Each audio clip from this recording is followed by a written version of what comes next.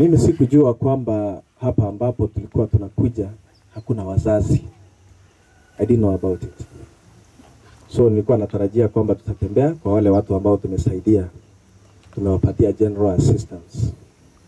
But this one appears to me as a little bit of a special case. Na imenigusa kidogo. Unajua wale ambao tuko na wazazi, at least wanaweza kupangia kitu. Na sio vibaya, Mungu amefanya kazi na amepeana watu tofauti tofauti kufanya kazi kwa zamu. Na imefika wakati ambapo yule alikuwa anawasaidia ameaga dunia. Sasa wakabaki hapo hawana mahali pa kwenda. Si jambo la kusikitiza. Wananta kitemba tevinga abaminto bali mutakwigwa umuntu uyu. Ikinegento kyo gukumia sana. Una toko nya okonya na tinanya kuikera case na ikera ile binde mbara abane gosomya bange mumanyete. Lakini ikesi uneke nkiaba ikirtasi nini. Wono esengencho kiabere kirtoigo. Nate abalera kinyereke tinduko basera. Talwa yake. Ina renjera murambo ati sikokore mirime. Kusemba sere 200 naende muchirani. Mbate bintu bwatu muchango ekero nakuri. Talwa. Wono Faith na Vera ulisema unaenda university gani? University of Eldoret. University of Eldoret ni mbatu mwanafunzi ngosomio full. Ule wone thadia. Yona eno bwate betima ena kitoko baroko. School mother. Ego mother bakuru. School mother. Na unaenda college gani? Bomet tuko na mwanafunzi wawili.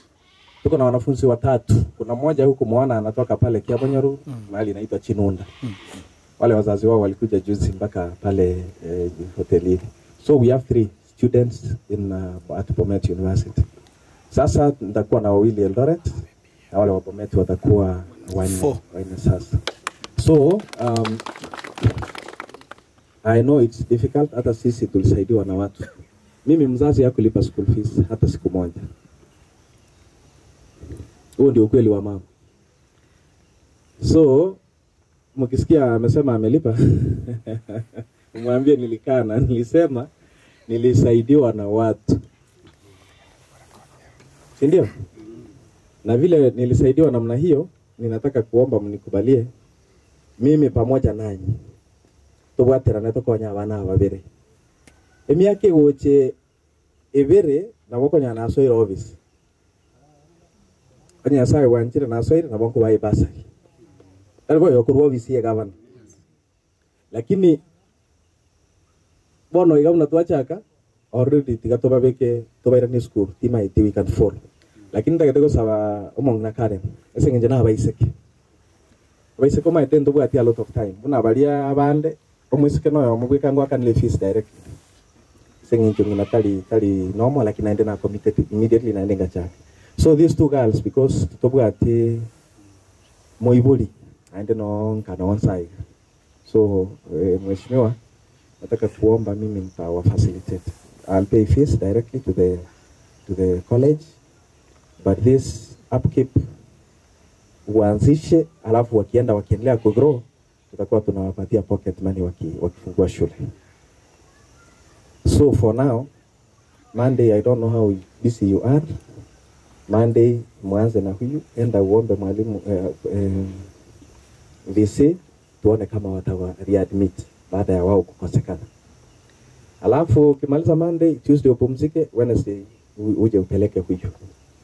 But now the 2 of them should be under your care.